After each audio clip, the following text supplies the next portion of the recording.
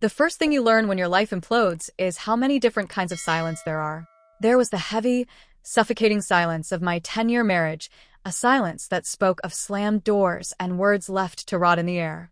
Now there was this new silence, a thin, reedy kind that hummed in the walls of my tiny rental, smelling of dust and old disappointments. It was the sound of a life stripped down to its studs. My ex-husband, a man whose love was a series of carefully managed transactions, had been methodical in his dismantling of our shared world. He left me with nothing but the echo of his laughter in rooms I could no longer enter and a credit score so low it was a punchline. I was 27, but I felt ancient brittle. My reflection in the grimy window showed a stranger with hollowed-out eyes and a permanent slump in her shoulders. The vibrant woman who had walked down the aisle a decade ago was gone, erased by 1,000 tiny cuts of indifference and contempt. Nights were the worst. Sleep was a country I'd been exiled from. I'd lie awake on a mattress on the floor, tracing the water stains on the ceiling, each one a map of a different failure. It was in the blue-tinged dread of 3 a.m. that I did something I'd sworn I never would. I sought out strangers. I found an online support group, a forum for divorced women. The name of the group was something sterile like New Beginnings, but the posts within were anything but.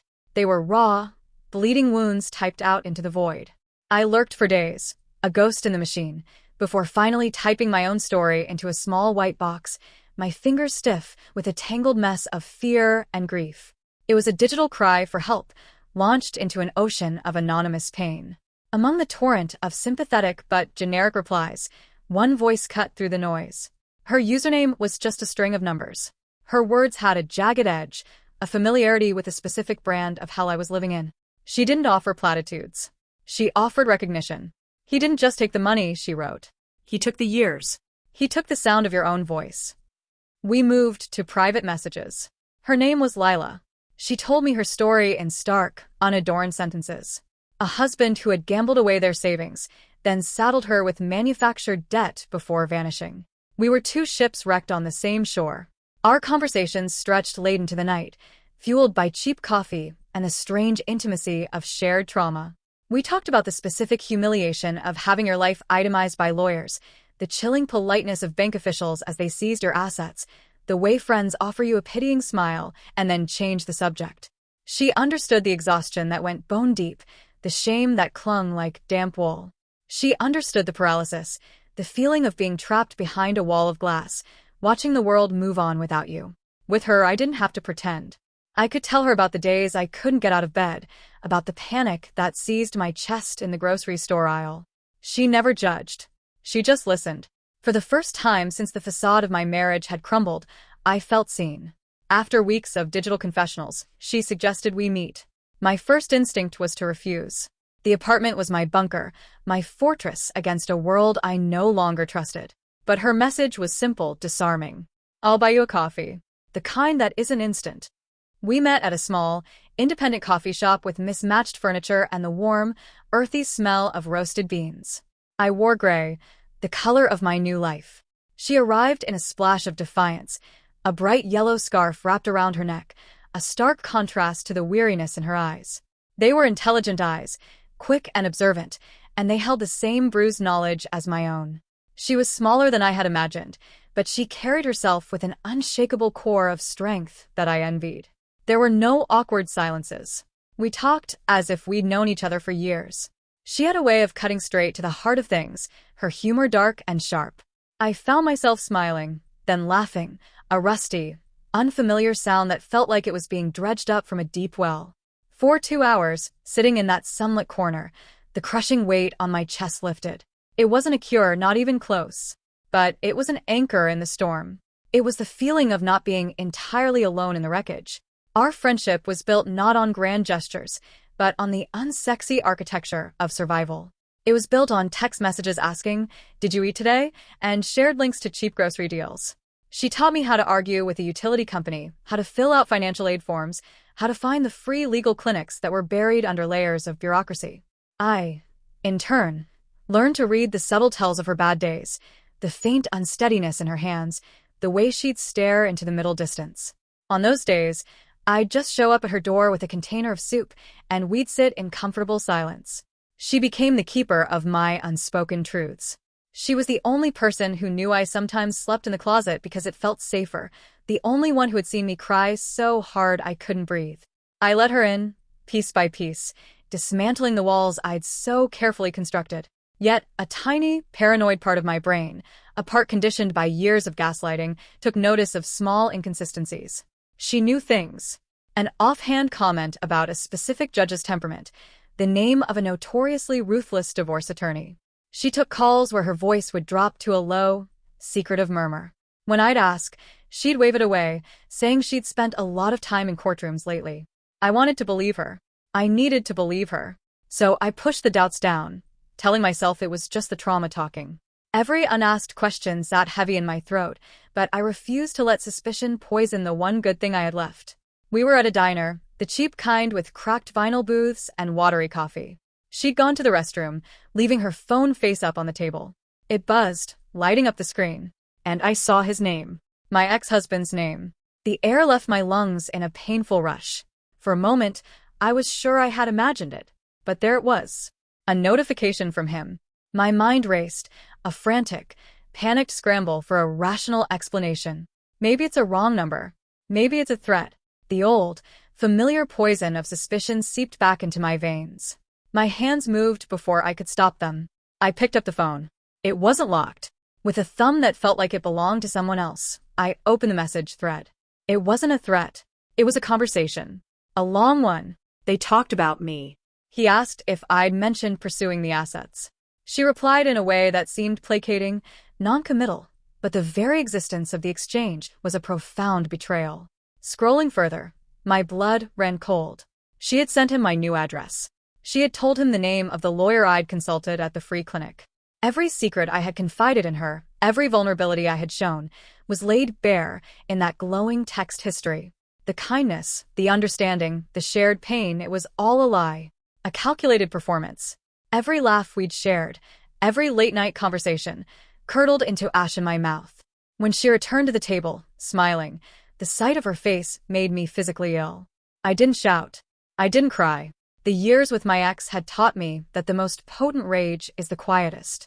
I simply slid the phone across the table, the screen still glowing with her treachery. I watched the color drain from her face. Her smile faltered, replaced by a look of dawning horror. "Peyton," she began, her voice a strained whisper. "It's not what you think. I can explain." "Can you?" My voice was unnaturally calm, a flat line in the noisy diner. "Can you explain why you're reporting my every move to the man who destroyed my life? Were you on his payroll from the beginning? Did he find you in that support group and hire you to be my friend? To make sure I stayed broken and compliant?"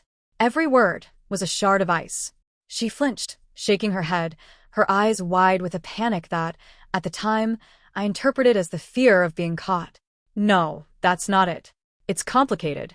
Please, just let me tell you." "I don't want to hear it." I stood up, my movements stiff and robotic. "I want you to lose my number. I want you to forget where I live. I want you to stay out of my life." I walked out of the diner without looking back. That night, I went home, blocked her number, and packed a single bag. The next morning, I broke my lease and moved, leaving no forwarding address. The small anchor of trust she had given me had been ripped away, and I was adrift again, in a much deeper, colder sea. The world had confirmed my worst fear. I was utterly, irrevocably alone. I didn't just leave the apartment. I left the last sliver of hope that I'd ever be able to trust anyone again. The months that followed were a blur of gray. I found a room in a different part of the city, a place even smaller and more desolate than the last. The isolation was absolute. I severed ties with the support group. My phone became a dead weight in my pocket. Her betrayal had done more than just hurt me. It had validated the darkest voice in my head, the one that whispered I was a fool to ever trust anyone. It was worse than my ex-husband's cruelty, because her kindness had felt real. The memory of it was a constant, mocking reminder of my own gullibility. My finances, already precarious, collapsed completely. I worked dead-end temp jobs that barely covered the cost of instant noodles and coffee. The eviction notice that eventually appeared on my door felt less like a shock and more like an inevitability. I sat on the floor of my empty room, the crisp paper in my hand, and felt nothing. The fight had gone out of me. I had reached the bottom of the well, and there was nothing left but cold stone and darkness. He had won. They had all won. The silence in the room was no longer reedy. It was a vast, crushing weight, the sound of a final surrender. Chapter 8. The Ghost in the Machine. The call came on a Tuesday. It was the lawyer from the free clinic, a woman whose name I barely remembered. Her voice was crackling with an energy that felt alien to my muted world. "Peyton, you need to come to my office. Immediately." When I told her I couldn't afford a bus ticket, let alone her time, she cut me off. "Someone's already taken care of that. And this meeting is free. Just get here." In her cluttered office, she slid a thick file across the desk. It was an anonymous submission she had received that morning. Inside was a labyrinth of numbers, dates, and encrypted communications. It was a complete, irrefutable digital trail of my ex-husband's hidden offshore accounts, his shell corporations, the illegal asset transfers he'd made months before he even asked for a divorce. It was a silver bullet, more than enough to reclaim every penny he had stolen, and enough to potentially land him in serious legal trouble. Every page was a map of the fraud he'd hidden from me for years, a secret history I'd never dared to imagine existed. I stared at the documents, my mind unable to process it. Who sent this? The lawyer shook her head. "No idea. The email was untraceable. But that's not all." She handed me a receipt. "Your landlord called me. An anonymous payment was made this morning covering your rent for the next 3 months." I held the two pieces of paper, one a weapon of immense power, the other an act of quiet, inexplicable grace. They made no sense together. It felt like a ghost had intervened in my life, rewriting the ending of my story without my knowledge. For the first time in months, a flicker of the old me returned, the one who was methodical, who needed answers. I couldn't let it go. The lawyer, intrigued by the mystery, agreed to help me dig. The evidence was the key. It wasn't just bank statements. It contained internal server logs and encrypted chat records from my ex-husband's company. This wasn't the work of a random hacker. This was an inside job. We started with the digital breadcrumbs. A fragmented IP address in the email header, a specific piece of financial software mentioned in the logs. It led us down a rabbit hole of corporate connections. My ex-husband's best friend and business partner. His name was on half the shell corporations. A quick public records search revealed he was also divorced. His ex-wife's name was listed on the settlement. And that's when the world tilted on its axis. The lawyer cross-referenced the ex-wife's public social media. In a photo from 2 years prior, there she was, arm in arm with another woman at a charity event. A woman with intelligent, observant eyes and a bright, defiant scarf. Lila. Her best friend was the ex-wife of my ex-husband's closest accomplice. She hadn't stumbled into my life by accident. She had sought me out. The full picture assembled itself with brutal, devastating clarity. Lila had known about my ex-husband's predatory tactics long before I joined that support group. Her own best friend had been put through the same ringer by his partner in crime. When she saw my post, my story echoing her friends, she hadn't seen a stranger. She had seen an opportunity for justice. Her communication with my ex-husband wasn't a betrayal. It was a strategy. She had played a part, using her own story of a bitter divorce to appear sympathetic to him, a disgruntled woman he could use for information. She fed him harmless details, my address after I'd already decided to move, the name of a free lawyer with no power, to gain his trust. And in return, he grew careless. He bragged. He let slip details about account numbers and transfer methods, details she meticulously recorded. She was a spy, but she was working for me. Every message I'd seen as proof of her treachery was actually a carefully laid trap, designed to lure my ex into exposing his own crimes. She had endured my accusations, my hatred, and my complete abandonment in silence. She had let me believe the worst of her, because telling me the truth would have compromised her entire operation. And when I had vanished, when I was on the verge of eviction, she had used what little money she had to pay my rent, to keep a roof over my head, all while I was convinced she was my greatest enemy. The weight of her sacrifice, her quiet, unwavering loyalty, was staggering. It took me a full day to work up the courage to contact her. I found her through the support group administrator, sending a message that simply said, "I know. Can we talk?" She agreed to meet at the same nondescript cafe. I saw her through the window before I went in. She looked tired, thinner than I remembered. The bright yellow scarf was gone, replaced by a simple gray one. I walked in and we just looked at each other across the room. The air was thick with everything I wanted to say. "I'm sorry, I was wrong. Thank you." But the words felt small and inadequate. I sat down. She didn't smile. She just watched me, her expression unreadable. Why didn't you tell me? I finally whispered, the question that had been haunting me. Her voice was quiet, devoid of accusation. Would you have believed me? Back then? You were so hurt, so conditioned to expect betrayal. If I had told you I was talking to him to help you, you would have run. It would have looked like an even more elaborate trap. She was right. I wouldn't have believed her. My own trauma had made me blind. There was no grand apology, no tearful reunion. The healing began not with words, but with a simple, mundane gesture. I pushed the sugar dispenser toward her side of the table. Our fingers brushed, and in that tiny, fleeting contact, a bridge was rebuilt. We sat there for a long time, the silence between us no longer an echo of pain, but the beginning of a new language. We became a team.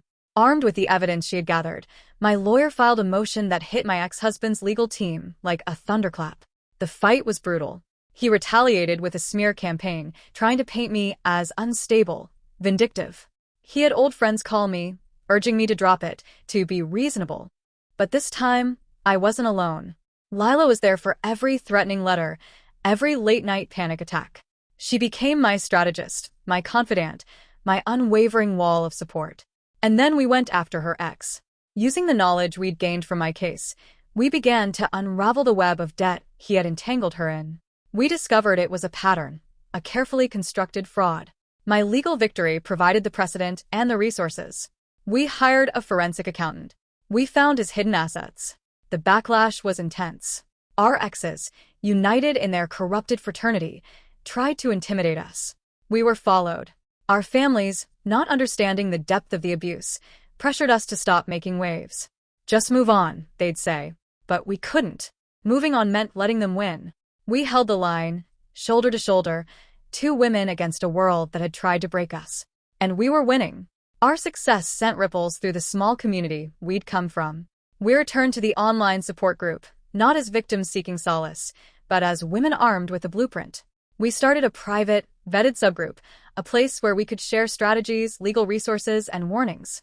We taught other women how to spot the red flags of financial abuse, how to document everything, how to protect themselves.